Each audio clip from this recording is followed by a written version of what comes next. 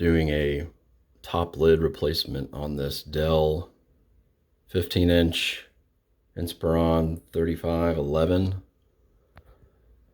and the classic sign where the gold screw inserts are ripped out. And why, do you ask? Well, the hinges are way too tight. It's the most common reason. And you can actually,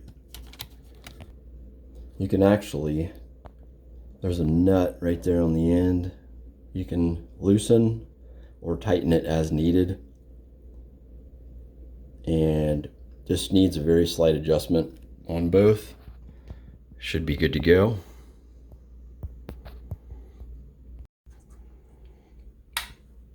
Moment of truth.